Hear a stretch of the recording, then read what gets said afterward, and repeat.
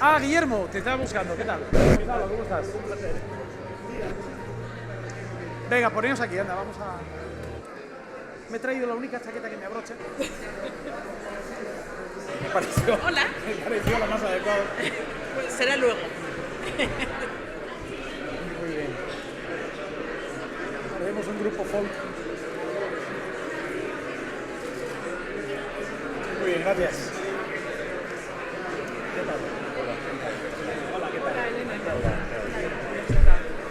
Hola. Por favor, si nos sentamos, vamos a empezar la siguiente mesa.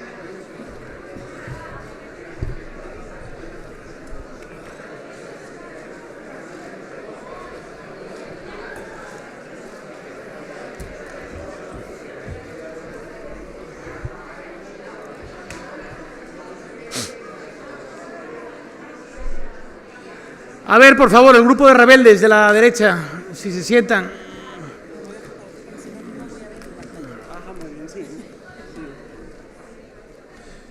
Muy bien, pues muchísimas gracias y bienvenidos a esta segunda mesa. Hemos tenido un comienzo del día, yo creo que enormemente inspirador. Mi nombre es Gonzalo Fanjul, soy director de análisis de políticas del Instituto de Salud Global de Barcelona y autor de publicaciones que tienen que ver con este debate del que vamos a hablar ahora, el debate sobre acceso a medicamentos esenciales, que entiendo que es uno de los asuntos principales del Congreso en el que estamos participando, ¿no? Ahora, estos días, preparando la mesa, me acordaba de un papel que escribimos Elena Villanueva y yo juntos cuando Elena trabajaba en el equipo de políticas de IES Global, acerca del tema de la hepatitis C en España. Hace solo 3 años de este asunto, en donde es un tema que ahora casi hemos olvidado, salvo los que estén más involucrados desde el punto de vista profesional o porque padezcan la enfermedad en el asunto de la hepatitis C. Pero si ustedes recuerdan, hace solo 3 años, este asunto se convirtió en un verdadero escándalo nacional. De repente, una población de entre 70 y 100.000 enfermos en nuestro país se despertó una mañana enfrentándose a un problema que es una realidad para centenares de millones de personas en todo el mundo. En concreto, en el caso de la hepatitis C, cerca de 150 millones de personas en todo el mundo. Y es que, existiendo un tratamiento eficaz que podría salvar su vida y que está disponible al alcance de los sistemas de salud más sofisticados del planeta, una parte de ellos se podrían quedar sin acceso a él simplemente porque ese medicamento estaba fuera del precio que un sistema de salud pública tan sumamente sofisticado como el español no podía comprar, ¿no? Aquello fue una especie de baño de realidad para la sociedad española. Nos permitió hacer un ejercicio de empatía muy duro, muy directo, para tratar de entender qué es lo que ocurre con un fenómeno, el de la innovación, desarrollo, comercialización y acceso a medicamentos esenciales, que constituye un problema fundamental en el derecho, en la garantía del derecho a la salud del que se estaba hablando esta mañana, ¿no? Es un problema viejo, es un problema del que llevamos hablando décadas, es un problema que se complica a medida que pasa el tiempo. Lo que antes era un debate sobre enfermedades tropicales casi desatendidas o olvidadas, enfermedades que afectaban a las poblaciones más pobres en lugares remotos del planeta, que afectaban a una comunidad de profesionales que, como ustedes, se van a dedicar a la cooperación o se dedican a la cooperación dentro del sistema de salud, ahora constituye una realidad global. Y a medida que las enfermedades como el cáncer o la diabetes van precisando de medicamentos que suponen terapias casi adaptadas a las necesidades específicas de grupos más pequeños de pacientes, esta va a ser una realidad a la que vamos a hacer frente cada vez más a menudo, ¿no? Por lo tanto, este no es solo un asunto de los países pobres, este es uno de esos desafíos de lo que llamamos los bienes públicos globales, la necesidad de reformar un sistema que, en mi opinión, es un sistema de producción y de acceso a medicamentos esenciales que está roto desde un punto de vista ético, pero yo diría que también desde un punto de vista práctico constituye, yo creo que una de las prioridades prioridades de nuestros sistemas de salud y, desde luego, una de las prioridades de la agenda global de salud. De hecho, este es uno de los asuntos que están considerados dentro de la agenda de los Objetivos de Desarrollo Sostenible, ¿no? Y de eso vamos a hablar aquí hoy, de eso vamos a hablar en este rato, y tenemos la suerte de contar con 4 ponentes que tienen una experiencia realmente fascinante en este asunto. Vamos a ir en el orden que han propuesto en el programa que ustedes tienen. Voy a hacer simplemente una mención de quién está en la mesa y después les daré paso, ¿no? Aquí a mi derecha está Ramón Palop. Ramón es jefe de la unidad de apoyo de la Agencia Española de Medicamentos y Productos Sanitarios, un referente institucional en este ámbito, una perspectiva única, en mi opinión, de lo que una administración está obligada a hacer o aspira a hacer en este ámbito, y además nos va a contar una historia que yo creo que también es inspiradora, y es el modo en el que agencias iberoamericanas similares a la suya se coordinan para tratar de resolver problemas comunes. Y este asunto de la coordinación yo creo que es uno de los grandes desafíos a los que hacemos frente, ¿no? A mi izquierda se encuentra Guillermo López, que es director de logística humanitaria de Farmamundi, de una de las organizaciones que están, entre otras cosas, detrás de este congreso y que más experiencia tienen en este ámbito. Guillermo va a hablar de una realidad que es parte de este asunto, pero es una realidad particular, casi muy extrema de este debate, que es el acceso a los medicamentos en crisis crónicas y en emergencias humanitarias, ¿no? Que tiene problemas que van mucho más allá de la cuestión de los precios, pero que también incluye la cuestión de los precios a la que hacía referencia, ¿no? A mi derecha, al final, está Elena Villanueva, que, como decía, es una compañera y una amiga desde hace mucho tiempo.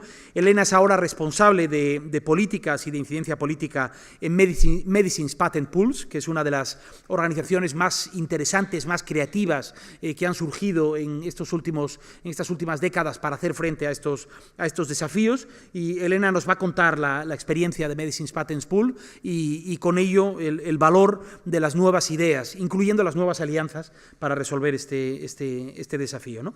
Y finalmente Alicia Soto. Alicia es directora de la Fundación Mundo Sano. Alicia y su fundación cuentan una historia que también es una historia muy concreta, la de los pacientes del Chagas, pero que a su vez es enormemente ilustrativa e inspiradora en este ámbito, porque constituye uno de los ejemplos en donde la realidad de una población claramente desatendida, una población pobre, pero una población que está extendida, que no está solo concentrada en los países prevalentes como Bolivia o como Paraguay o el norte de Argentina, sino también en España o en Estados Unidos. Esa población ha encontrado una respuesta en la producción de medicamentos desde los propios países del sur y se enfrenta a otros desafíos, que es llevar a escala un fenómeno como el suyo, ¿no? Bueno, les he mandado correos combinatorios casi amenazadores para que se ajusten al tiempo, porque me interesa mucho que la conversación pase a ustedes cuanto antes, porque este es un asunto en el que estoy seguro ustedes tienen también experiencias interesantes. Les he pedido que se ajusten a 10 minutos, como muchísimo un cuarto de hora, pero 10 minutos y yo empezaré a lanzarles cosas cuando nos lancemos del tiempo, así que, Ramón, cuando quieras, empezamos. Gracias, Gonzalo. Bueno, voy a poner el temporizador porque después de estas amenazas es lo que toca. Buenos días a todos. Deseo agradecer a la Organización Médica Colegial y a la Fundación para la Cooperación Internacional el haber invitado a la Agencia Española de Medicamentos y Productos Sanitarios a este evento y hablar de acceso a medicamentos. Yo no voy a centrarme en el acceso a los medicamentos, sino que voy a hablarles a ustedes un poco del papel de la Agencia Española de Medicamentos dentro de la cooperación. Uno de los objetivos generales que tiene la Agencia Española de Medicamentos y Productos Sanitarios es la cooperación con terceros países, pero fundamentalmente con Iberoamérica, que es donde hacemos prácticamente, yo diría, el 90% de cooperación. Cooperación que se canaliza hacia 2 áreas. Una que conocen ustedes muy bien, que son el control y la supervisión de las donaciones humanitarias. Ya saben que hay unas instrucciones que están en nuestra página web, que siguen las directrices que sacó en el año 96 la Organización Mundial de la Salud y que en el año 2011 creo que modificaron. Y otra parte en la que canalizamos la cooperación es en el fortalecimiento de la regulación de medicamentos en aquellos países en vías de desarrollo o en países como Iberoamérica.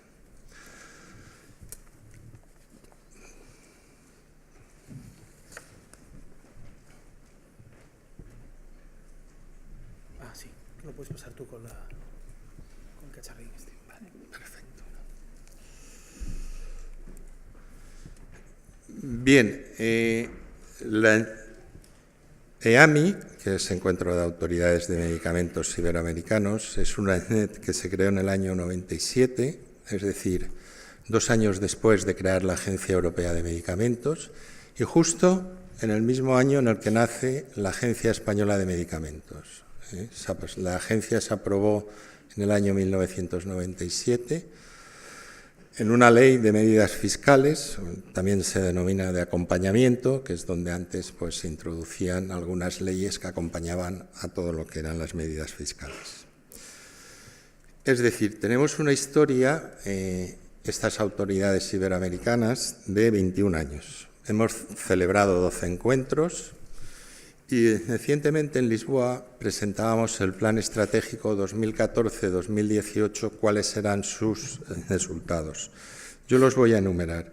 Hemos tenido 12 encuentros de autoridades, hemos tenido 80 reuniones de coordinación, 23 participaciones de expertos de la Agencia Española de Medicamentos en actividades, hemos creado 5 espacios de discusión virtual, hemos tenido más de 100 técnicos que han visitado la sede procedentes de estos países de Iberoamérica.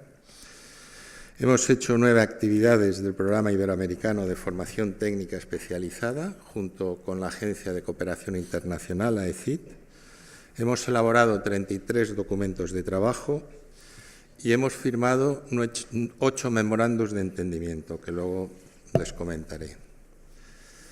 Bien, el papel de la Agencia Española de Medicamentos dentro de lo que es el contexto de AMI, lo pueden ver ustedes aquí, se orienta tanto a la misión como a la visión, es decir, que estamos generando conocimiento e intercambios de experiencias, sobre todo con un apoyo técnico, con información técnica, legislativa, reguladora, etc. También intentamos que los medicamentos conlleven esas garantías que todos deseamos, tanto medicamentos como dispositivos médicos, de seguridad, eficacia y calidad, y establecemos estrategias de impacto en estas garantías. Ahí tenemos el plan, se ha comentado previamente en la mesa la importancia que tiene la lucha contra las resistencias antimicrobianas, pues la Agencia Española de Medicamentos lidera el Plan Nacional de Resistencias a los Antibióticos.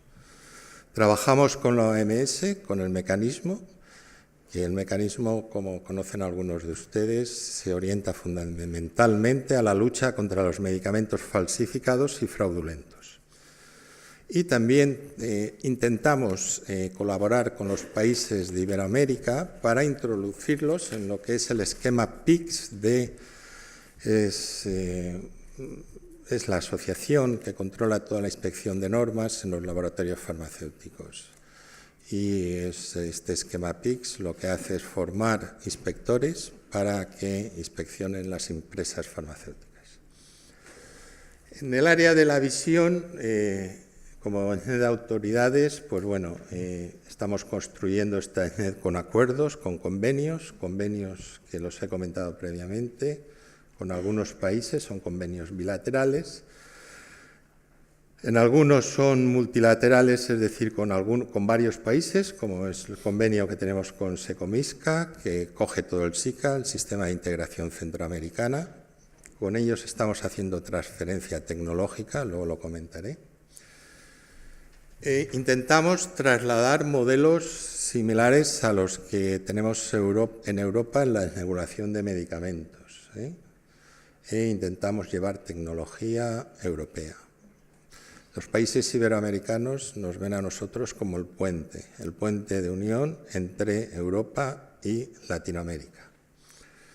Y por eso esta cooperación de casi ya 21 años que llevamos.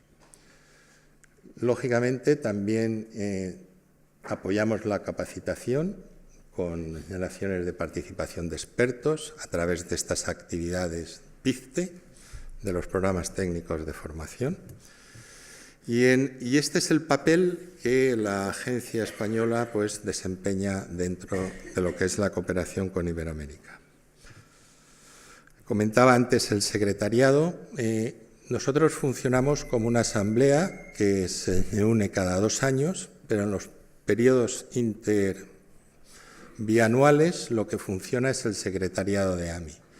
El secretariado de AMI tiene 2 miembros permanentes y 4 miembros notativos. Los 2 miembros permanentes son Portugal y España, y los miembros notativos son Colombia, en el momento actual son Colombia, Ecuador, Honduras y República Dominicana.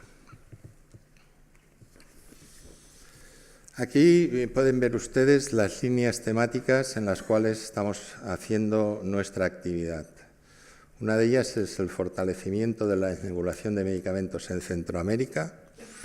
Acabamos de firmar un acuerdo con Secomisca y hemos hecho la transferencia tecnológica ya. Ya hay 3 países trabajando con el Sistema Europeo de Eudravigilance, es decir, el sistema de notificación de acciones adversas. Ya tienen sistema online de comunicación tanto pacientes como profesionales sanitarios.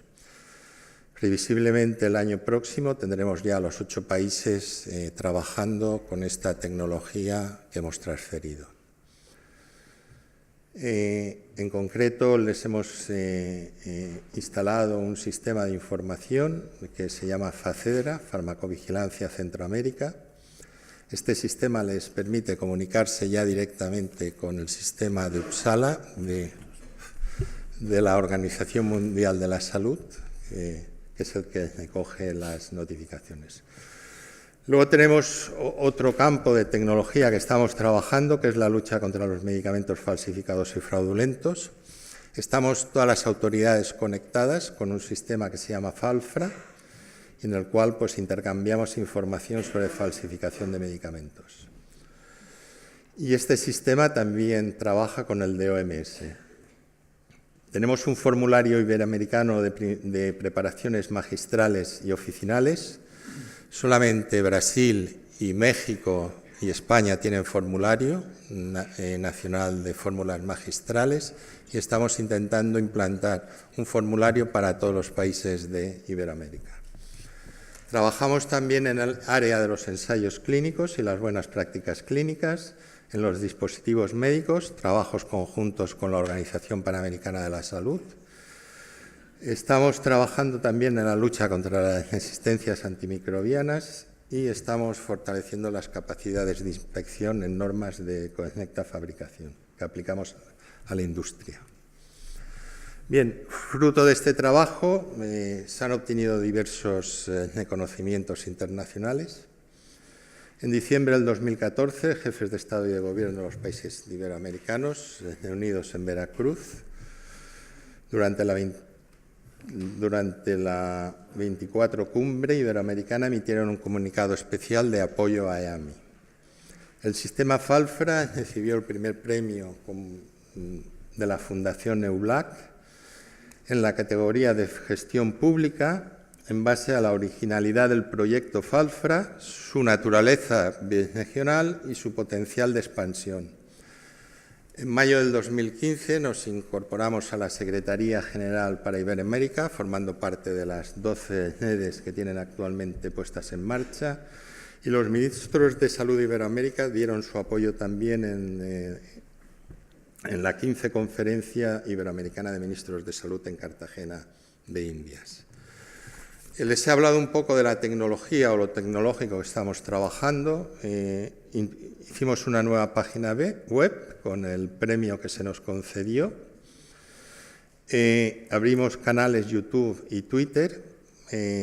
Estamos trabajando ahora con Interconecta, con la Agencia de Cooperación Internacional, en una red virtual para hacer una plataforma e-learning para trabajar con todas las autoridades, fundamentalmente en formación y comunicación.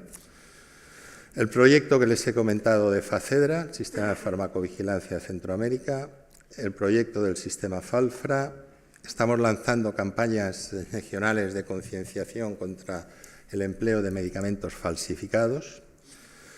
Hemos creado el primer observatorio mundial que lo va a liderar INVIMA en Colombia y va a ver las tendencias, puesto que esto difiere de unos países a otros, sobre el tema de la lucha contra los medicamentos falsificados y fraudulentos.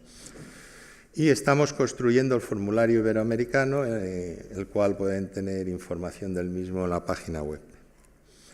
Bien, en cuanto a los convenios bilaterales y memorandos de cooperación, pues bueno, lo tenemos con Colombia, Panamá, República Dominicana, Chile, Uruguay, México, Ecuador, Andorra. Tenemos otro con Argentina, que está en marcha también, y luego pues con la Organización Panamericana de la Salud, y ya están todos, son los 8 que había comentado. Sí, ya, pues justo. La última. Les traigo una imagen, una pintura de Guatemala, de la antigua. Ven el volcán del fuego, nos trajo unas cuantas desgracias recientemente, pero como los niños, pues los sueños los tenemos ahí y a veces se cumplen, ¿no? Y entonces, pues bueno, darle las gracias por su atención.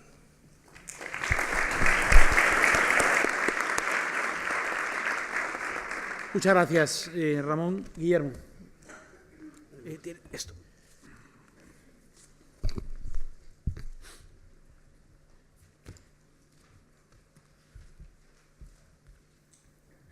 Sí. No lo toques. Dale. Hola. No, pero no toques el botón. No. Estaba encendido. Sí, por eso. Vale. Ahora. Muy bien. Bueno, buenos días a todos. Como ha dicho Gonzalo, pues bueno, mi nombre es Guillermo y vengo un poco pues a contar casi la experiencia personal en estos casi 10 años que llevo trabajando en la cooperación enfocada en el mundo de los medicamentos. Bueno, yo siempre lo he visto que hay como dos grandes retos o cosas como muy importantes dentro de lo que es el acceso al medicamento. Por un lado es el tema de las patentes y creo que igual ahora pues nuestra compañera Elena quizás habla un poquito más. Yo esto no es mi fuerte dentro del mundo de acceso al medicamento. Yo me he entrado por otra parte que ha sido más el tema del suministro, el tema de las supply chains. Quieras o no, pues está el tema de las patentes, lo cual hace esa diferencia de competitividad o diferencia entre lo que es los organismos reguladores y la industria, que al final genera unos pulsos diferentes de tratar hoy por hoy, y luego la parte más práctica, que es simplemente el tema del suministro. ¿Por qué? Realmente en esto tiene mucho que ver para mí, muy importante, el concepto de medicamentos esenciales, que muchos de vosotros conoceréis, simplemente porque me parecía conveniente pues, presentarlo. Creo que también Bettina ha hablado un poquito de este concepto en su ponencia. Es un concepto que desarrolló la OMS por los años 70 aproximadamente, donde se valoran una lista de medicamentos no muy amplia, unos 430 en este momento, donde se fijan los medicamentos costo-eficientes en el menor número posible. Ahora mismo esta lista cuenta de todos estos grupos terapéuticos para que veáis que tiene un enfoque pues, donde se cubre prácticamente pues, todo, ¿no? Y donde continuamente se revisa. En este momento pues, está por la 20 edición, que es de 2017, y cada 2 años se actualiza por un comité de expertos. Ahora este año sale la nueva lista. Y cada año, pues bueno, en este año, por ejemplo, ha tenido mucho en cuenta pues, la hepatitis C, la pediatría, es decir, cada vez se va pues, digamos, adaptando. Pero en este caso, bueno, ¿qué pasa? Es decir, si hay medicamentos, si se establecen qué medicamentos son, si se puede, digamos, centralizar los esfuerzos de la producción a la hora de esos medicamentos, ¿por qué no llegan? ¿Por qué hay tanto desabastecimiento en algunos países? Bueno, pues no sé, los retos o las cosas en las que yo veo que realmente son importantes, pues en la parte política, pues siempre está el tema del tema regulatorio, discrepancias pues más entre gobiernos, puede ser el caso ahora de Venezuela, Irán a veces pues con su política, que a veces pues depende de quién, algunos laboratorios pues se ponen en contra, siempre el factor económico, técnicos, infraestructura. Pues, por ejemplo, los que trabajamos en esto, la cadena de frío, es un parto, eso es muy complicado, parece sencillo, pero llevar una insulina a un país, last mile, las complicaciones que hay de llegar a ese centro de salud que nos ha enseñado fotos Cristina es muy complicado, y obviamente culturales, no podemos dejar de lado que la medicina tradicional está ahí, es muy importante para ellos, y bueno, adherencia, que podría ser algo incluso técnico, porque la adherencia es un concepto técnico, pero también estoy pensando en ese sentido, pues por ejemplo, el empleo de un supositorio, que para nosotros es lo más normal del mundo y en algunos países pues no lo tienen así. En este sentido, siempre, pues bueno, yo es verdad que le he llamado crisis crónica, pero me refiero más a todo aquello que no viene siendo una crisis humanitaria pura y dura, porque lo que es el suministro en sí humanitario, y esto es de una experiencia casi más personal, hablando con todas las organizaciones con las que tengo relación, no es tanto el impacto en sí en el suministro, ¿no? En lo que es en las crisis humanitarias, no en tanto y cuanto, sino en estas crisis crónicas. Pensemos en todo lo que es abastecer para medicamentos como malaria, sida, tuberculosis, donde hay un grosso inicial, ¿no? Eso pues hoy por hoy pues, aproximadamente considero que estará como en el entorno al 90%, ¿no? A ver, para entrar poco en materia de lo que es las problemáticas de la cadena de suministro, pues obviamente siempre hay que tener en cuenta que en la cooperación siempre existen estos 4 elementos, ¿no?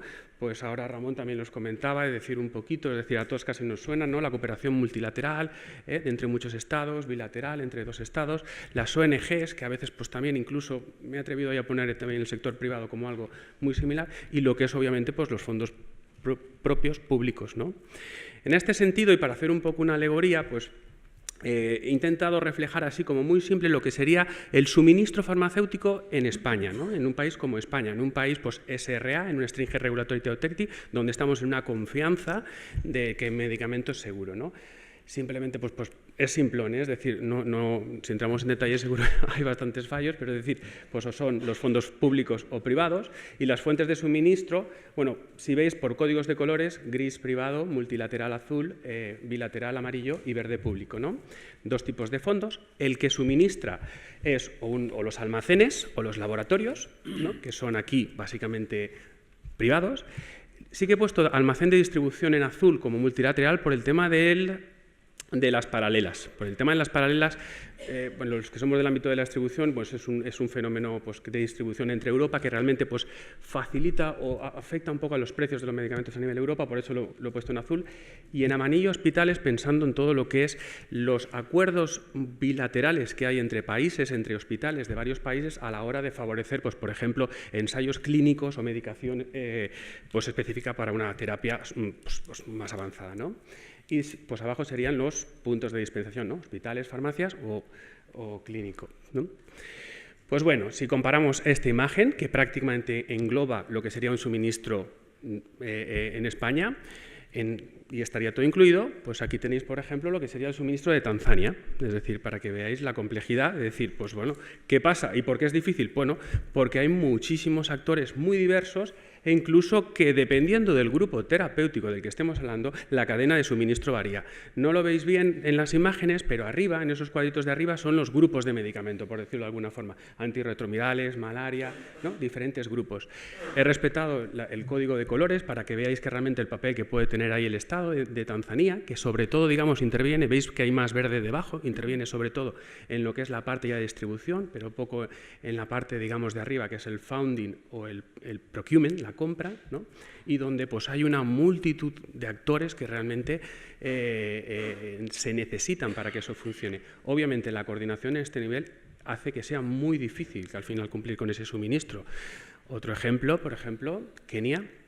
Veis que también estos pues, son ejercicios que se hacen y se intentan pues, bueno, analizar para intentar luego unificar esfuerzos, pero veis que también es muy similar, mucho verde debajo, es decir, el Estado al final solo tiene una capacidad de estar en una store, en un almacén, digamos, central y distribuir a nivel regional y luego a nivel hospitalario, y luego son actores multilaterales bilaterales, o empresas privadas, o ONGs, las que intervienen en lo que es realmente la adquisición del medicamento, ¿no? En esto, pues realmente, claro, son modelos muy diferentes, ¿no? En modelos donde realmente vemos que el Estado tiene una función más ejecutora, donde realmente te viene todo impuesto un poco desde arriba y tú al fin y al cabo lo coges y haces un poco pues, los labores de distribución. En contra, los países con que tenemos pues, más desarrollados, que nuestras agencias reguladoras pues, son más fuertes, donde realmente se dedican a eso, a regular.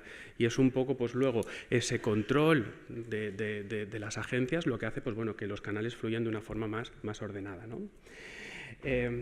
Bueno, en este sentido, es decir, realmente esto afecta, es decir, que una agencia reguladora esté preparada, esté capacitada, afecta a que el producto tenga un impacto. Bueno, hay estudios que muestran que sí, que realmente en este cuadrito tampoco se ve bien, disculpar, Pero bueno, básicamente habla de la penetración de los productos en un mercado, en un país, y digamos la capacidad que tiene de cubrir ese gap terapéutico, ¿no? Es decir, el que se ve más arriba, allí en la parte de Typical US Drug, es decir, es como la introducción de una droga en el mercado, por ejemplo, estadounidense, los años, que aproximadamente en 5 años puede alcanzar su impacto total, ¿no? Y luego países, los demás son de países, bueno, esto concretamente era en países africanos, donde medicamentos que llevan muchos años en el mercado realmente no consiguen tener ese impacto o llegar a cubrir ese gap terapéutico para el cual están destinados, ¿no? Entonces, en todo esto, ¿qué pasa? ¿Que no hay agencias reguladoras? Las hay. Es decir, en África, yo, pues bueno, tengo, pues como decía también Cristina, he vivido 2 años en África y me enamoré de África y casi todo lo que estudio o avanzo, pues lo hago sobre este continente.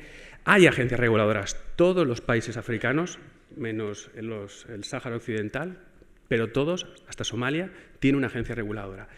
Otra cosa es que realmente tenga capacidad, ¿no? Es decir, el grado de desarrollo es muy, muy dispar, es decir, hay agencias reguladoras muy preparadas, obviamente la de Sudáfrica es prácticamente al nivel de la nuestra, y luego otras que apenas llegan, bueno, de hecho, hay agencias que no tienen ni siquiera una capacidad para tener registros farmacéuticos, no tienen un control de registros farmacéuticos. Pero sí que es muy, a mí desde luego me hace mucho, en fin, me gusta ver este tipo de datos cuando analizas, es que de los pocos esfuerzos que hace una agencia reguladora africana, cuando empieza a desarrollar las primeras actividades, no es en pensar cómo voy a hacer registros, es cómo voy a hacer para tener un buen sistema de farmacovigilancia, es cómo me voy a coordinar con los países de al lado, ¿no? Un poco de decir, o unificar todos esos esfuerzos para decir, vamos a intentar que nosotros vamos a solucionar nuestro problema, porque es un problema nuestro y que nosotros tenemos que solucionar, ¿no? Y en este sentido, pues bueno, lleva una iniciativa desde el año 2009, ¿no? que avalada, un poco apoyada por la OMS, pero sobre todo dirigida desde la Unión Africana, para crear una especie de EMA que tenemos aquí, ¿no? Una especie de organización, pues un poco también lo que decía Ramón a nivel pues, de Iberoamérica, pero en África, y centralizando todos el conocimiento de las agencias reguladoras, ¿no? Va en varios procesos, porque África, pues como hemos dicho, es muy compleja, pero tienen entornos regulatorios del ámbito farmacéutico muy similares por regiones, ¿no? Es decir, se ve en el mapa del medio que vemos como diferentes partes, pues bueno, que tienen ya políticas comunes, ¿no? Por ejemplo, la más avanzada es la EAC, la que está en verde, es decir, que ahí realmente pues tienen ya acuerdos muy avanzados sobre registros de farmacéuticos comunitarios, ¿no? Obviamente, en todo esto estamos hablando de la introducción de medicamentos, no solo de un registro, que es algo complicado, pero simplemente la introducción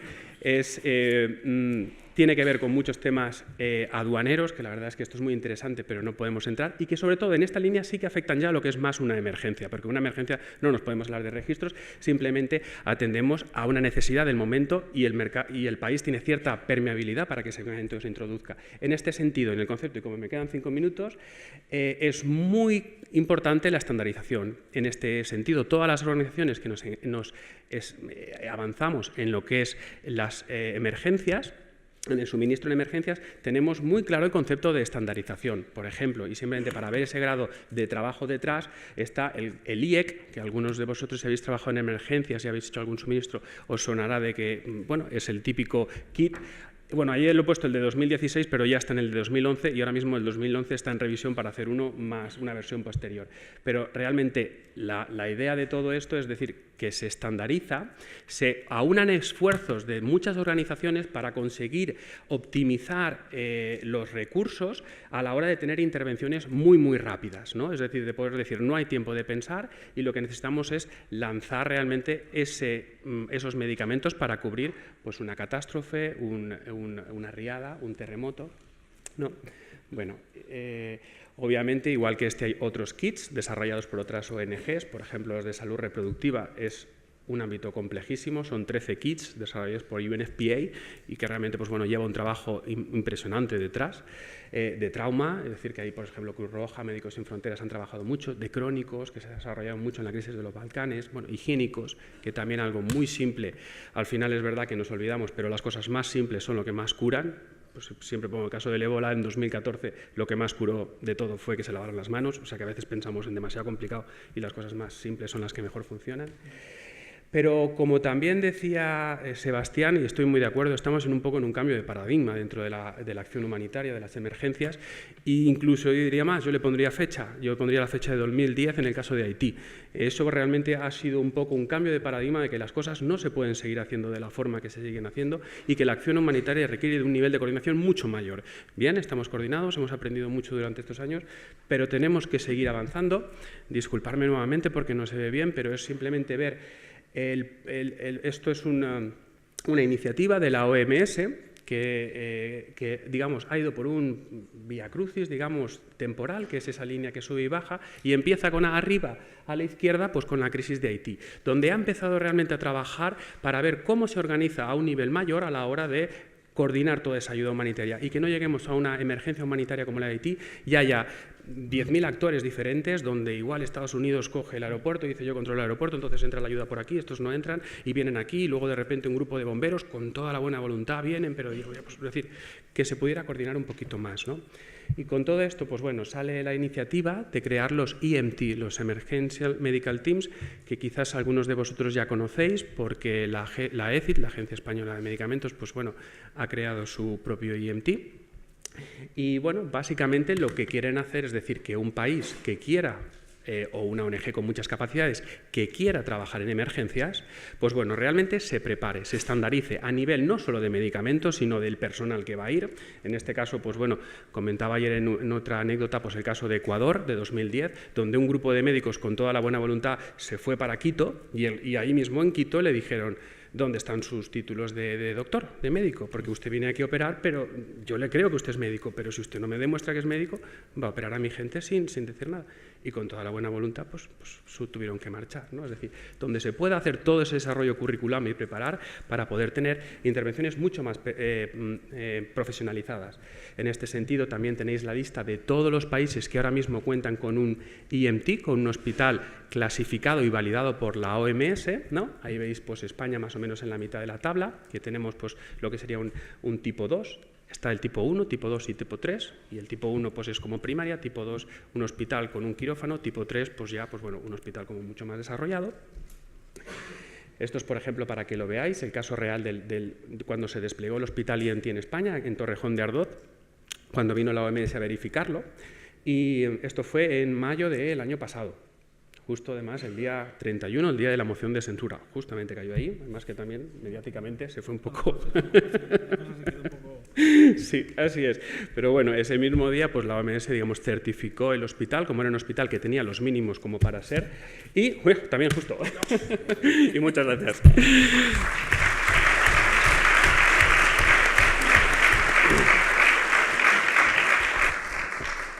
Elena, a ver si consigues, como ellos, terminar cuando en el momento que pasó la nota de fin, pues meter la última diapo. Venga, voy a hacer lo que pueda. Muchas gracias. Bueno, yo quizá voy a cambiar un pelín la dinámica, centrándome un poco más en lo que, bueno, como hablaba Gonzalo antes, un poco explicar un poco muy rápidamente y muy sencillo para aquellos que no conozcan las patentes, muy sencillo, como modelo de introducción a bueno, lo que hace el Medicines Patent Pool, que ya adelanto que no es la solución a todos los problemas del precio de los medicamentos, pero es una de las iniciativas que, bueno, que sí que creemos que ha cambiado un poco el acceso a medicamentos más baratos de aquellos medicamentos que aún estaban bajo patente. Muy rápidamente, las implicaciones de las patentes en medicamentos esenciales, ¿no? A los que ya Guillermo se ha referido, esa lista de medicamentos esenciales a la que yo también me voy a referir en varias ocasiones. Bueno, como la mayoría sabéis, las patentes proporcionan un periodo de exclusividad de al menos 20 años, en algunos casos empieza a ser más que eso, desde el momento en que son otorgadas en los países en los que son otorgadas. Remarco esto porque me referiré a ello más tarde y os explicaré por qué. Durante ese tiempo, solamente la empresa que posee la patente puede producir o importar o vender el producto, lo que implica que durante mucho tiempo, bueno, pues solamente para un medicamento esencial puede que solo contemos con un único productor en el mercado, con las limitaciones que eso puede llevar a conllevar, sobre todo cuando hablamos de países de renta baja y media. En la práctica, además, con ello, bueno, pues sin competencia, el precio de los medicamentos patentados es generalmente bastante alto y notamos que, bueno, baja significativamente cuando los genéricos llegan al mercado.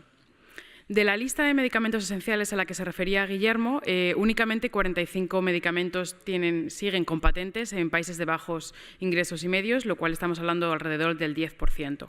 Y de estos, la verdad es que bastantes de ellos son muy relevantes para el tratamiento del VIH, la hepatitis C, tuberculosis y cáncer.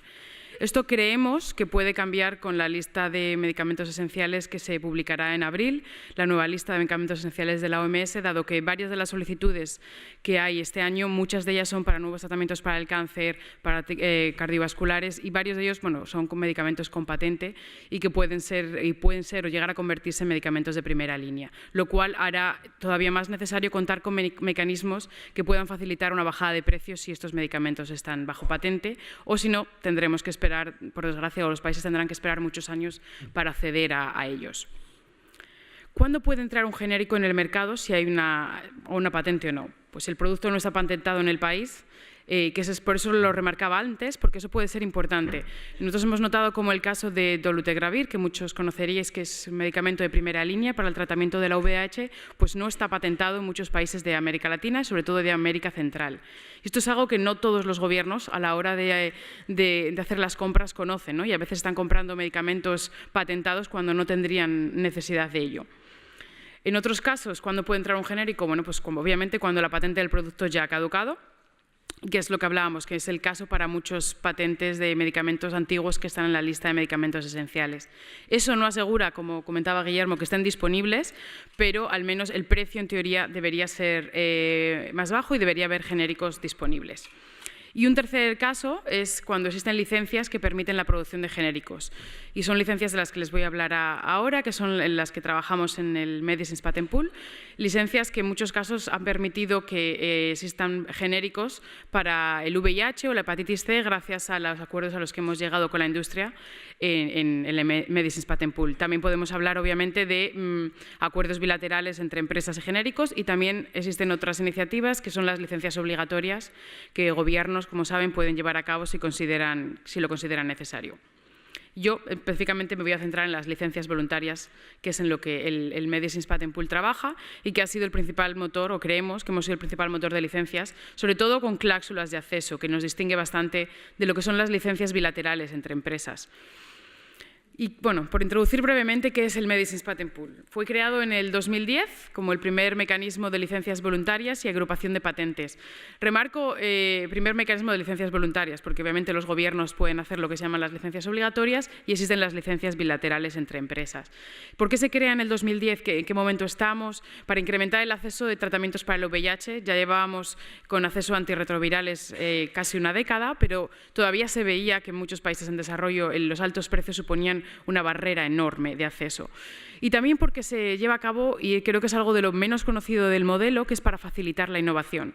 En muchos casos vemos que son necesarias nuevas combinaciones o formulaciones pediátricas, en el caso del VIH, porque por suerte en países desarrollados apenas hay ya SIDA pediátrico, por lo tanto hay poco interés por la industria de desarrollar medicamentos adaptados a la infancia, y gracias a los acuerdos a los que llegamos nos permiten que genéricos puedan desarrollar esas combinaciones o formulaciones pediátricas adaptadas al contexto de los países en desarrollo. Dado el éxito del modelo del que ahora hablaré, en 2005, y siguiendo la recomendación de la OMS, el Medicines Patent Pool extiende su mandato para incluir también hepatitis C y tuberculosis. Y en el 2008, hace poco más de 6 meses, expandimos nuestro mandato a otros medicamentos esenciales patentados que bien estén en la lista de medicamentos esenciales de la OMS actualmente o puedan estar, o no hayan estado por temas de costo-efectividad, de lo que, si me da tiempo, hablaré un poquito al final. ¿Cómo trabaja? ¿Cómo funciona el modelo del MPP? Pues a la hora de decidir, porque creemos que es algo clave, en qué medicamentos nos centramos. No cualquier tipo de medicamento que la industria ponga en el mercado, sino priorizar aquellos medicamentos que sean esenciales para el tratamiento de las enfermedades para las cuales tenemos mandato, VIH y actualmente hepatitis y tuberculosis. Y dentro de eso se eligen aquellos productos que se consideran prioritarios, bien porque consideremos que son de primera línea siguiendo las guidelines de la OMS o porque puedan llegar a serlo. Y creemos que a veces ha sido importante empezar a trabajar en negociar esas licencias antes de convertirse en primera línea, porque eso nos ha permitido que una vez que se conviertan en primera línea ya esté el genérico disponible. Una vez que se prioriza, pues se hace un acercamiento al titular de la patente, es decir, ahí empieza la verdadera negociación por los compañeros del Departamento de Desarrollo de Negocio de negociar con la industria para defender por qué es necesaria una licencia y bueno, negociar, que creo que a veces es lo más duro, qué países podemos conseguir que formen parte de esa licencia y qué países no conseguimos que la industria acepte que formen parte de esa licencia.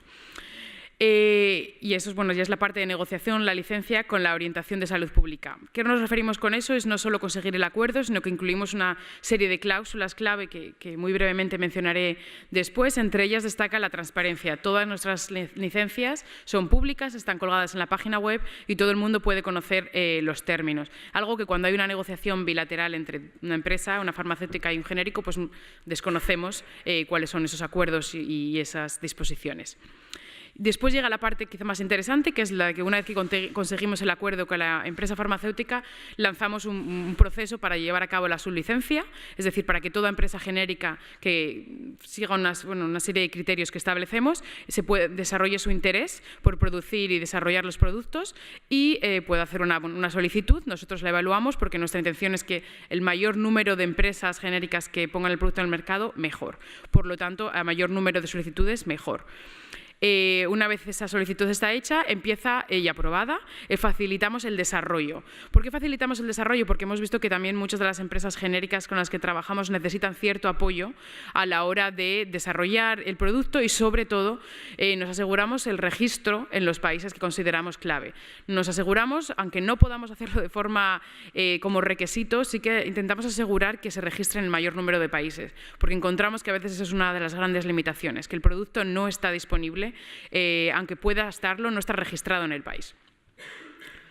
Perdón, que me he saltado una fase. Y por lo tanto, con ello facilitamos el acceso a los medicamentos asequibles en países de ingresos bajos y medio.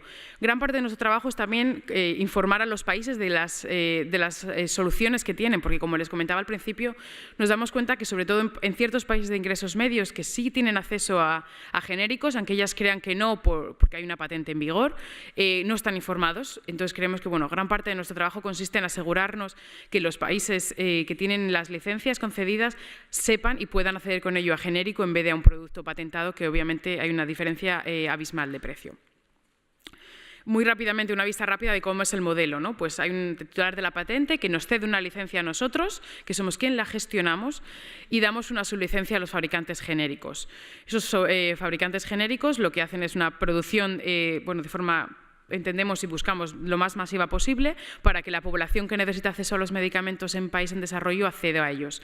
Abajo les marco algo que a veces está incluido en alguna de nuestras licencias, es una minoría y buscamos que siga siendo así, y es que las licencias a veces llegan incluidas una royalty, una regalía. Es decir, la empresa farmacéutica ha llegado al acuerdo a cambio de una regalía, que suele ser ronda entre el 3 y el 10%, pero la mayoría están alrededor del 5%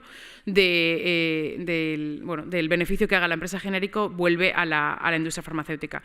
Nos aseguramos que en cualquier caso esa regalía nunca implique que el precio se pueda mantener alto. Siempre lo que hacemos son unos análisis económicos antes para asegurar que incluso incluyendo una regalía vaya a haber el precio, podamos asegurar que vaya a bajar drásticamente.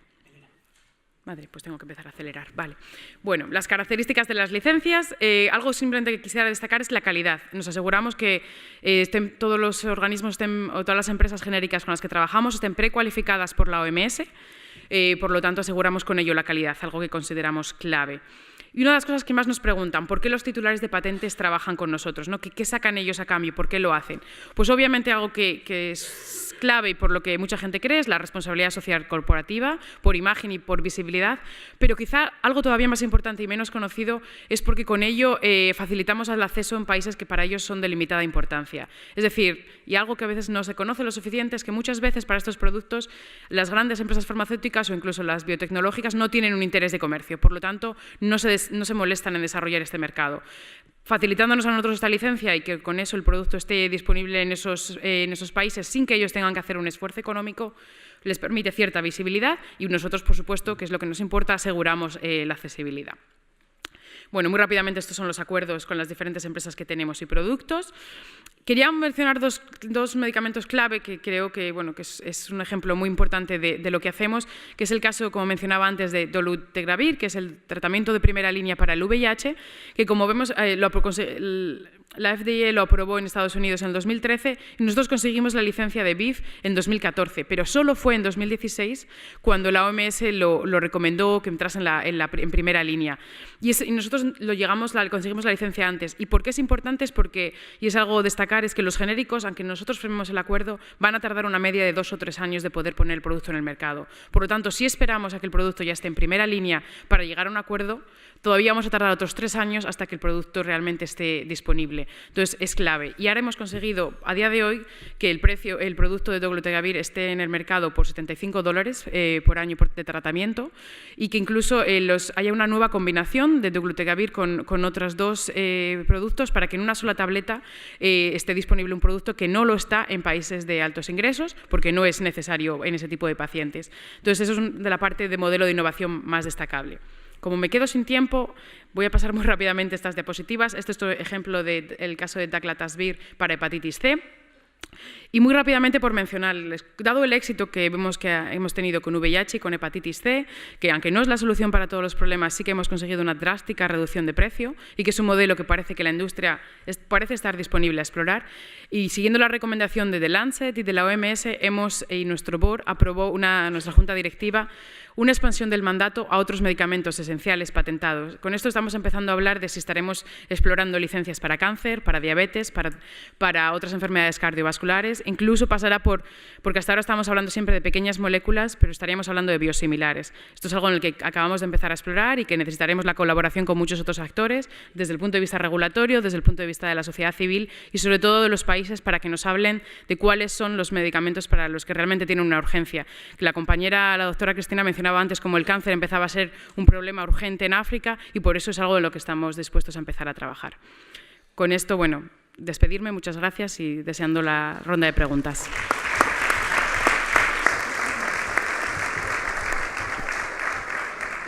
Gracias. Pues finalmente, Alicia, cuando quieras.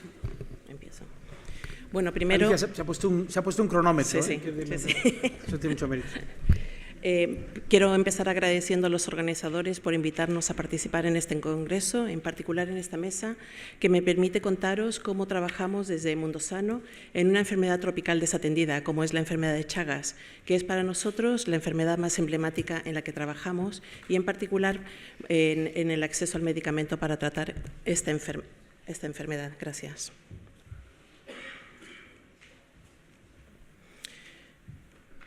Bueno, Mundo Sano es una institución… Gracias.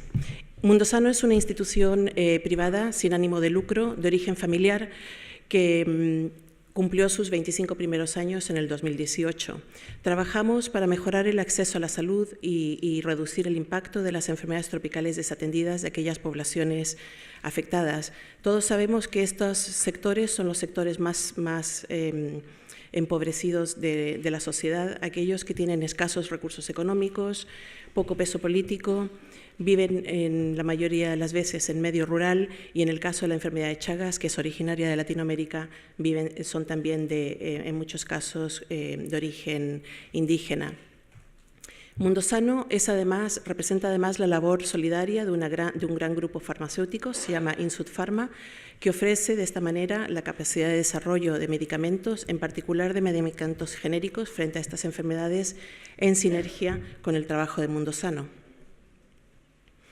Mundo Sano se fundó en el año 1993 en Argentina, cuenta con una oficina central en Buenos Aires y 5 sedes donde se hace trabajo en el terreno, todas ellas hacia el norte del país, en la zona del Gran Chaco, donde se realizan proyectos de investigación en Argentina, pero también de triple frontera con los países colindantes.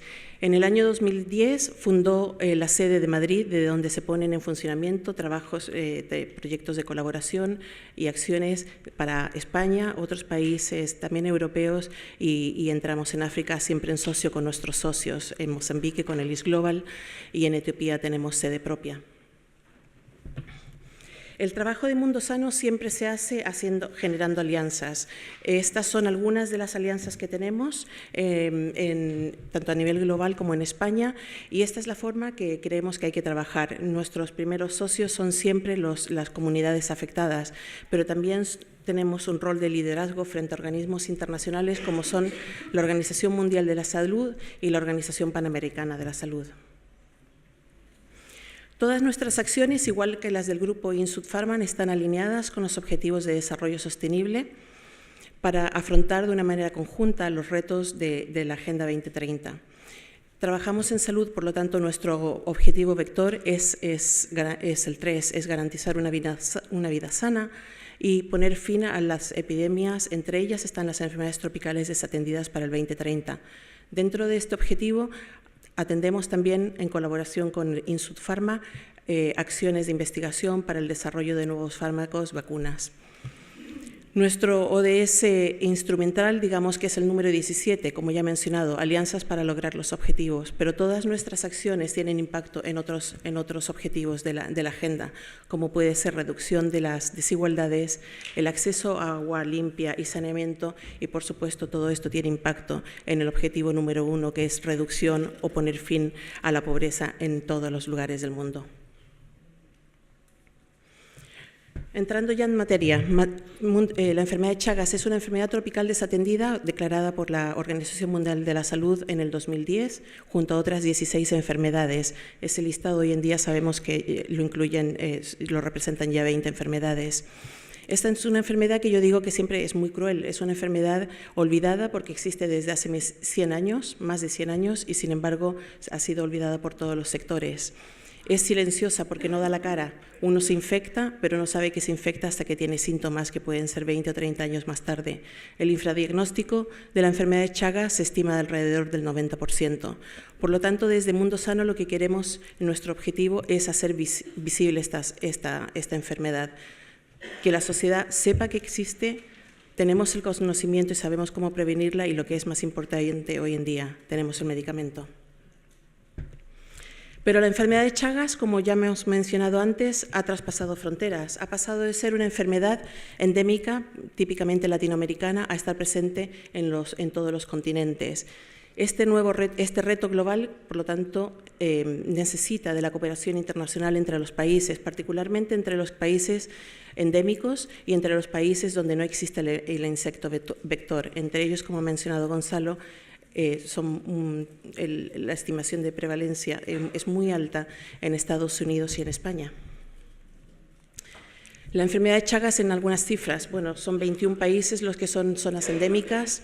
Se calcula que debe haber entre unos 6 y 8 millones, más bien unos 7.6 millones de afectados en el mundo, 50.000 casos anuales, nuevos anuales, 12.000 muertes, y solo en España la cifra más optimista dice que hay al menos 55.000 afectados en España de esta enfermedad. Por lo tanto, creemos que tenemos que hacer un abordaje absolutamente integral de esta enfermedad, y en la siguiente diapositiva os cuento cómo trabajamos desde Mundo Sano. Llevamos trabajando años en acciones de información, educación y comunicación, siempre con las comunidades afectadas, también con los profesionales sanitarios. Tenemos con socios en todos los lugares que trabajamos con socios locales. Esto permite un diagnóstico temprano de la enfermedad y el acceso al tratamiento. Sabemos también que las mujeres en edad fértil puede transmitir la enfermedad durante el embarazo.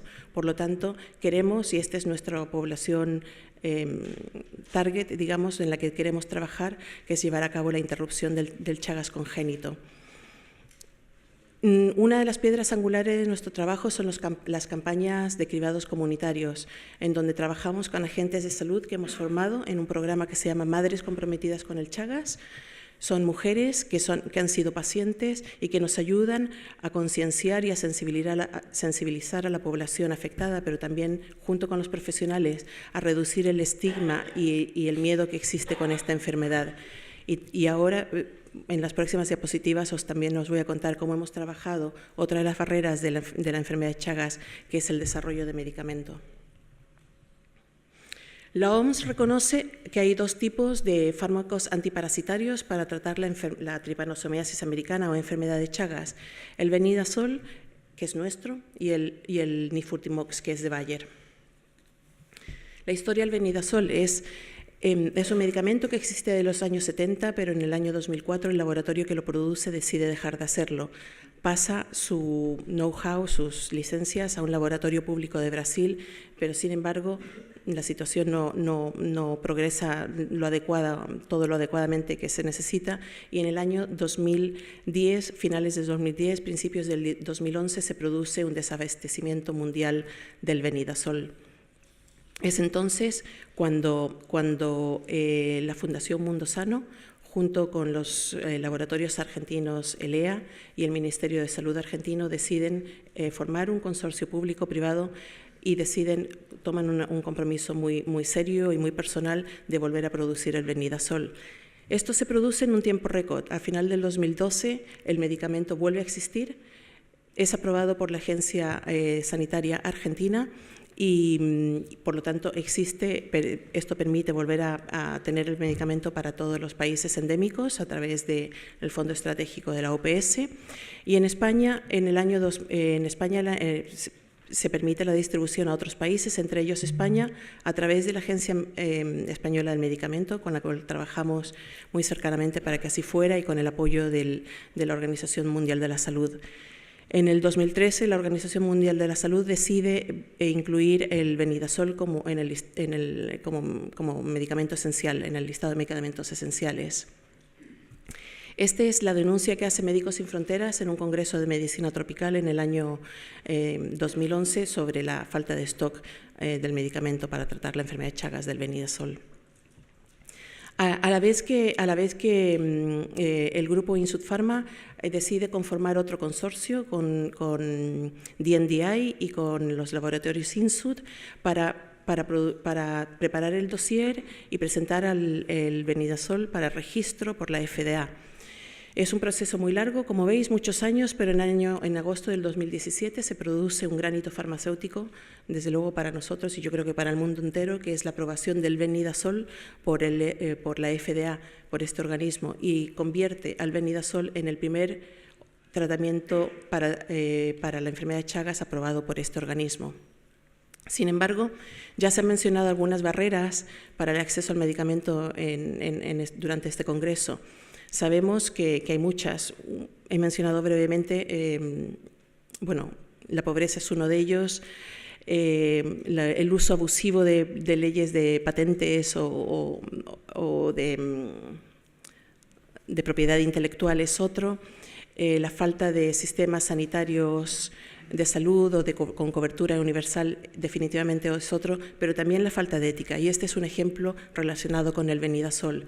En el año 2015, el CEO de Turing, que es una empresa farmacéutica, decide fundar otra llamada Calovios y pretende hacer con el Venidazol lo mismo que ya había hecho a través de Turing con un fármaco para tratar la toxoplasmosis, que era elevar el precio, en este caso del Venidazol, en un 900%. Hubo suerte y esta persona, que venía del mundo financiero de Wall Street, estaba siendo investigado por el FBI y debió ser que era grave lo que había hecho, el fraude que había cometido, y en ese año el FBI lo detiene y lo encarcela, con lo cual su propósito, pues, evidentemente no llega a buen fin. Aquí os presento algunas de las publicaciones que se hizo en relación a este caso.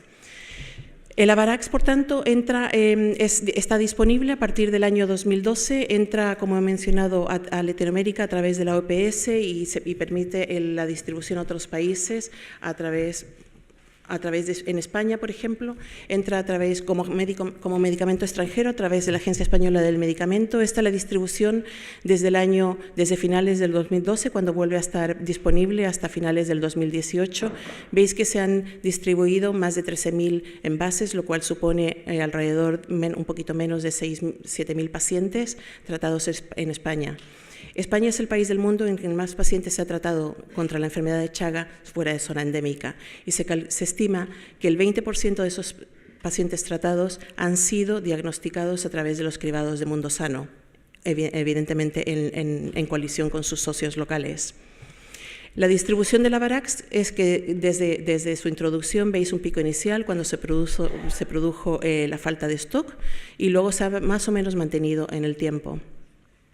Por tanto, el compromiso de Mundo Sano es, sabemos que cada hora nace un bebé con Chagas en el mundo. Sabemos que la mamá puede transmitir la enfermedad a sus hijos durante el embarazo.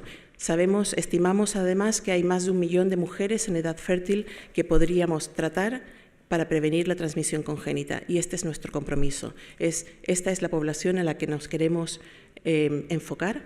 Queremos dar prioridad a las mujeres en edad fértil, tratar a los niños. Sabemos que el tratamiento es más efectivo cuanto antes se dé y en los niños produce curación y por lo tanto el abordaje creemos que es fundamental hacer un abordaje integral de esta enfermedad para tratar sobre todo el Chagas congénito.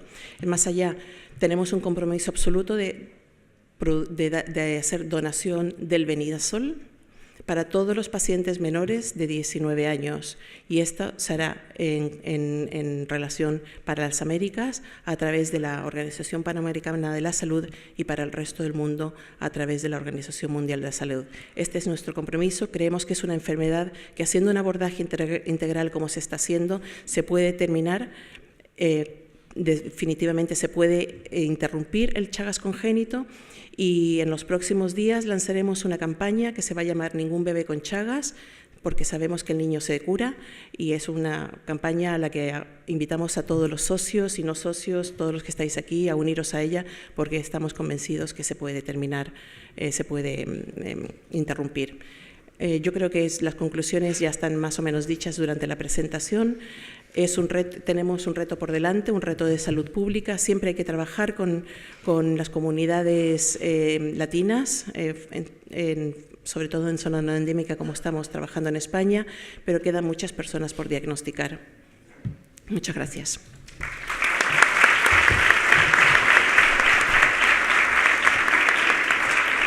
Muy bien, pues muchísimas gracias a los 4 por las presentaciones, que yo creo que han sido enormemente enriquecedoras, 4 perspectivas diferentes de un asunto que, como ustedes pueden ver, es muy complejo. Yo animaría directamente, yo tengo algunas preguntas, pero prefiero, por favor, si hay intervenciones, lo que les pediría, por favor, es que sean breves. Vamos a recoger 2 o 3 de una tirada y después hacemos una ronda. Sí, felicitar a la mesa por las presentaciones. 2 preguntas para la doctora Elena Villanueva. En el tema del VIH y hepatitis C es esencial el acceso universal a la medicación.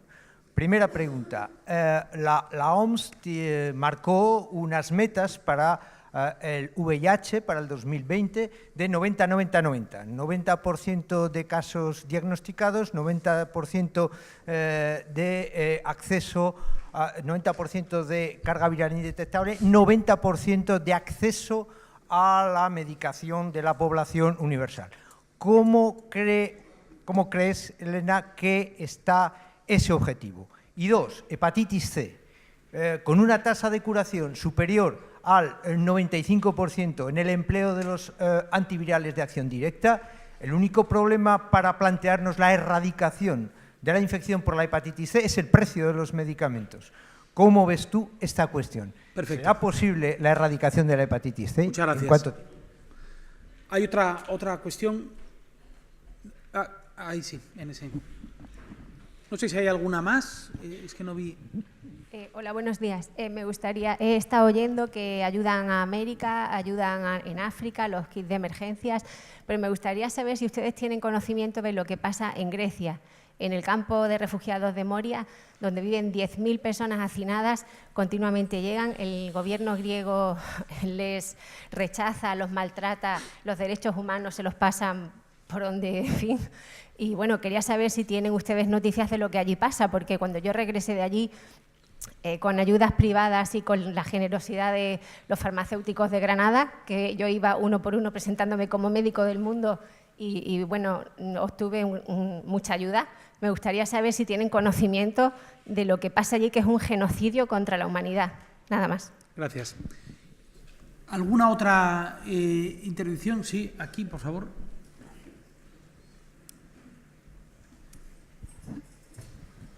Hola, buenos días.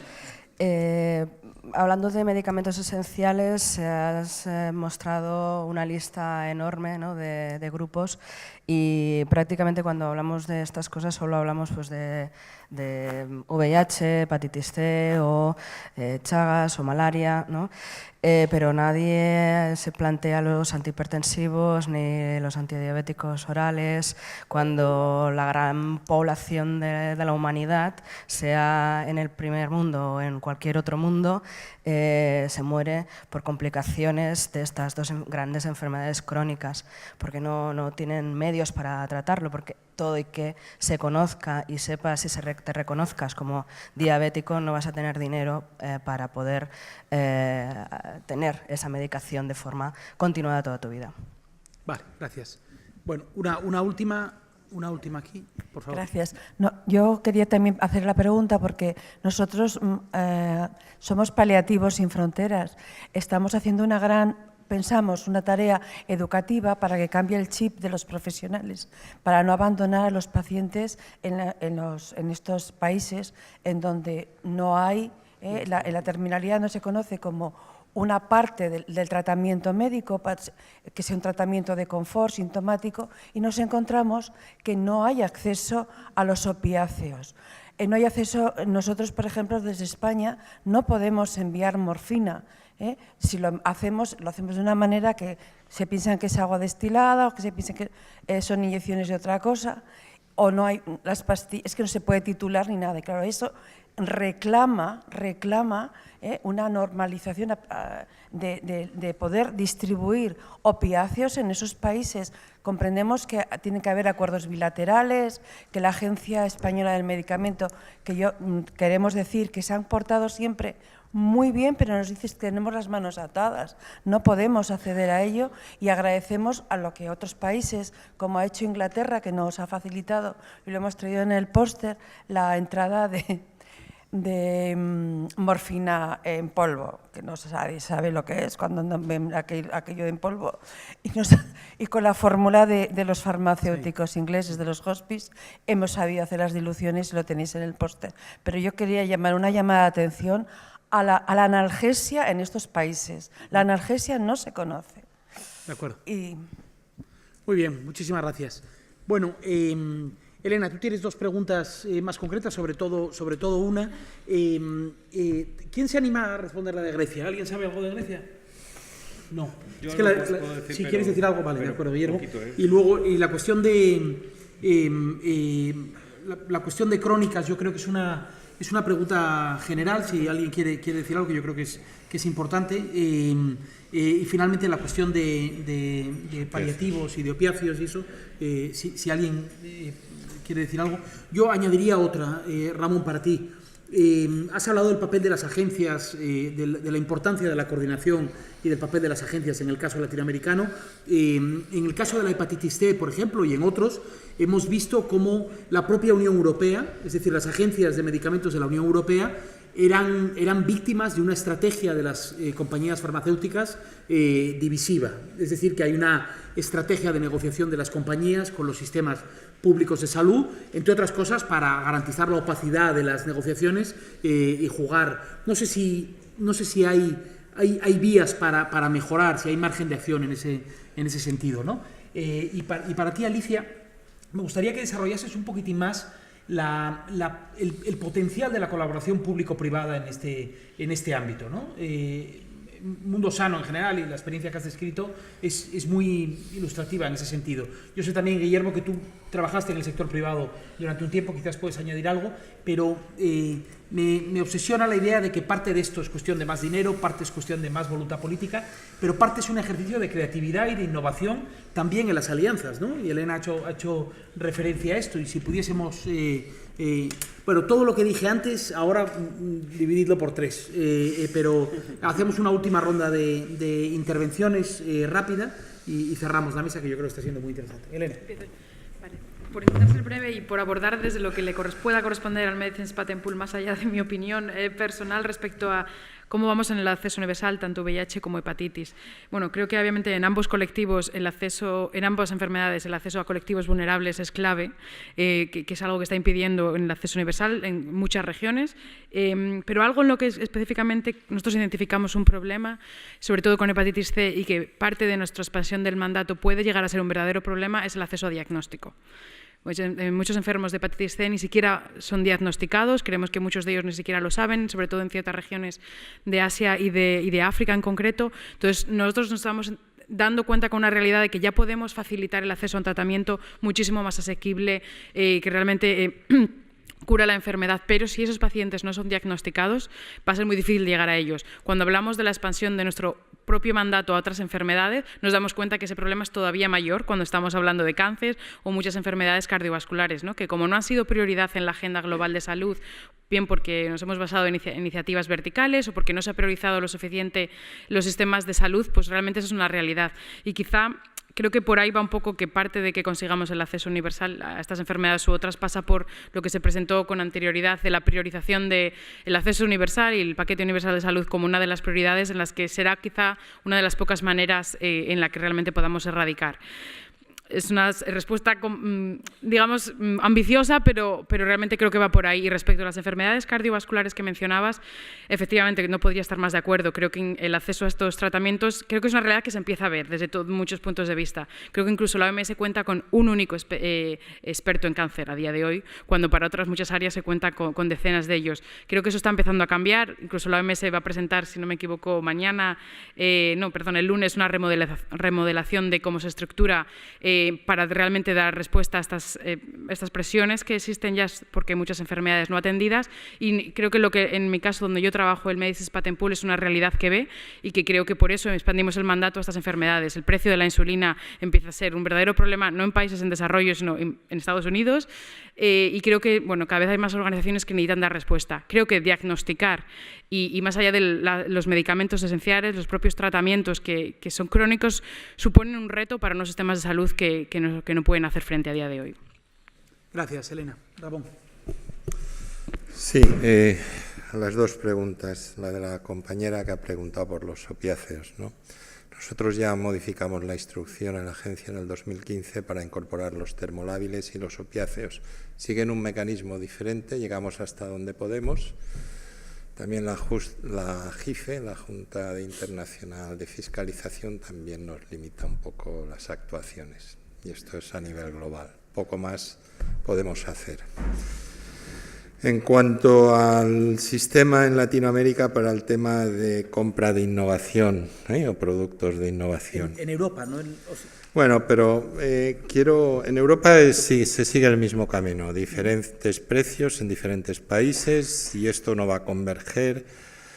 No hemos podido aún converger después de 60 años en tener un vademecum común. Con el tema de precios creo que tardaremos unos pocos años más. Sí poner un ejemplo muy interesante, el de Centroamérica a través de SICA, del Sistema de Integración Centroamericana, que estableció un programa de compra conjunta para los países. Es un programa que se inició con la ECIC, con la Agencia de Cooperación Internacional. Se sigue con ese programa que produce un ahorro muy importante de dinero con la compra conjunta. Los 8 países se ponen de acuerdo y negocian sus precios, y ese dinero que revierte pues lo pueden invertir en otras actividades en salud, ¿no? Y este sí que es un buen ejemplo de compra conjunta. Cuando se creó la compra conjunta, se vieron factores solamente económicos y dejaron de lado el tema de la calidad y la seguridad de los medicamentos. Y ahí cuando empezamos a intervenir desde Secomisca y desde la propia Agencia Española de Medicamentos para poner esa pata que faltaba en esa compra conjunta. Y de ahí viene todo el desarrollo en farmacovigilancia y en seguridad de medicamentos para Centroamérica. Interesante, gracias, Ramón. Guillermo. Bueno, lo de Grecia, pues un poquito aportar al menos de cómo yo lo viví porque claro, fue una situación muy compleja, muy complicada, además políticamente fue casi, pues lo han catalogado una vergüenza a nivel de Europa.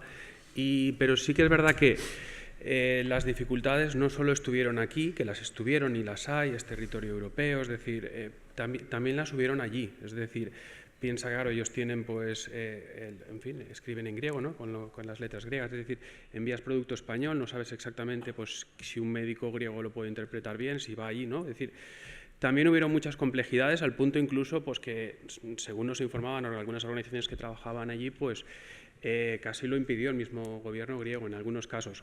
Aunque sé que hubo mucho movimiento por parte de organizaciones en España que se enviase. Por lo que yo interpreto un poco, no fue suficiente quizás, porque la verdad que desbordó, ¿verdad? Porque sí, conozco mucha gente que estuvo que sí, que dijo que realmente fue un desborde, pero bueno, entiendo que un desborde a todos los niveles, ¿no? Incluso decir, no podían controlar ese flujo, ¿no? Pero sí, sí. También sobre los crónicos, un poco que comentaba la compañera, pues bueno, yo creo que sí que se tiene en cuenta, incluso hasta en las emergencias, el IE que hemos dicho, había una pequeña nevera que lleva insulinas, porque estadísticamente se sabe que si hay 30.000 personas, que es lo que cubre el IEC, va a haber algún diabético. Es decir, y se tienen en cuenta estas enfermedades crónicas, el kit de los Balcanes, que justamente fue un kit para prever las enfermedades crónicas, y la lista de los medicamentos esenciales, que también lo prevé. No sé en cuánto decir que, vamos, desde luego yo en los proyectos que colaboro, en los países en los que trabajamos, es un gap que se cubre, se llena y se tiene en cuenta, ¿no? Es decir, desde luego mi visión. Y desde luego lo de los estupefacientes sí que es simplemente, pues casi, no sé si dar el pésame porque realmente entiendo la dificultad que tiene una organización como la vuestra para hacerlo. Nosotros lo conseguimos, es decir, la EMS facilita en cierto caso, pero bueno, también lo mismo, muchas veces, y como experiencia personal, también a veces tenemos muchas dificultades en conseguir la licencia de importación que se requiere también de parte del país de origen, ¿no? Es decir, es un problema muy, muy complejo, sí. Gracias. Alicia. Consorcios público-privados. Nosotros estamos convencidos que la forma de trabajo es generando alianzas para lograr los objetivos y desde luego para nosotros es, como he dicho antes, nuestro objetivo instrumental. Así es como trabajamos. De esta manera lo que logramos es que cada socio aporte el talento y el conocimiento que a lo mejor nosotros no tenemos. El compromiso, creemos que se producen sinergias muy buenas y en el fondo todo lo que intentamos conseguir es generar evidencias para poder cambiar luego políticas públicas, porque una fundación privada no va a poder hacer eso, ni en consorcio con otras. Entonces, ese es el objetivo final de estos consorcios. Nosotros tenemos muchísimos socios en España, trabajamos en Cataluña con vosotros, también trabajamos en Valencia con el Hospital General y con las asociaciones de pacientes, trabajamos en Alicante, aquí tenemos un médico del Hospital General de Elche con los cuales también trabajamos. Queremos entrar a trabajar en Galicia porque sabemos que hay una población boliviana que es la que más prevalencia de Chagas tiene, importante. Igualmente en Asturias, trabajamos en Madrid con distintos hospitales, el Ramón y Cajal, bueno, en Madrid desgraciadamente, o sea, en España desgraciadamente no hay un protocolo a nivel nacional, las comunidades tienen algunos protocolos que lo cumplen a rajatabla y Cataluña es un ejemplo para ello. Galicia tiene un protocolo, pero el protocolo no se cumple, o sea que bueno, yo creo que hay mucho por hacer en eso con los socios, digamos, en cada región y para eso nosotros lo que estamos intentando es generar estas alianzas, ¿no?, para lograrlo. Desde el punto de vista privado, como es nuestra fundación o nuestro grupo farmacéutico, yo creo que hay que apelar a la responsabilidad social corporativa de las empresas. Nosotros lo tenemos muy claro. Pero todos también tenemos una obligación de cumplir o ayudar a cumplir la Agenda 2030. Todos me refiero, como han dicho en la mesa anterior, los organismos, las instituciones públicas, las privadas, pero también los individuos en cada cosa que hacemos. Creo que es eso, básicamente. Muy bien, pues muchas gracias. Muy bien, pues son justo las 12, les agradezco muchísimo el interés. Me gustaría, sobre todo a los estudiantes, a los profesionales más jóvenes que se incorporan a esto, este asunto del acceso a medicamentos puede parecer o del debate sobre medicamentos puede parecer un debate sectorial, parcial, propio de expertos como los que están en esta mesa. Yo os animaría a que os involucraseis en este asunto, a que buceemos todos en la responsabilidad que cada sector tiene en este tema. Nosotros desde IES Global estamos tratando de que la comunidad científica asuma su responsabilidad en este ámbito, porque parece que no es una cuestión suya y sin embargo sí lo es. Es una parte que tiene que ver con organismos internacionales, organizaciones tan importantes como Médicos Sin Fronteras u otras han generado algunas de las mejores ideas de colaboración público-privada en este sentido. Hemos escuchado iniciativas muy interesantes. Necesitamos claramente, como demostró el ejemplo de la hepatitis C y desde luego el tema de las crónicas lo va a hacer en los próximos años, una conversación pública mucho mejor informada de la que tenemos, en donde los medios de comunicación pongan los recursos para que sus profesionales informen mejor sobre este asunto. Todos tenemos una responsabilidad. No hay ninguna manera de cumplir los objetivos de desarrollo sostenible en materia de salud, en general los objetivos que tenemos como comunidad internacional en materia de salud, sin este componente. Esta es una condición necesaria y operamos sobre un sistema esencialmente roto en este momento, profundamente distorsionado, opaco, en el que unos pocos intereses están generando problemas para una mayoría, ¿no? Así que les animo a que sigan este asunto y, en fin, nos seguiremos viendo. Gracias.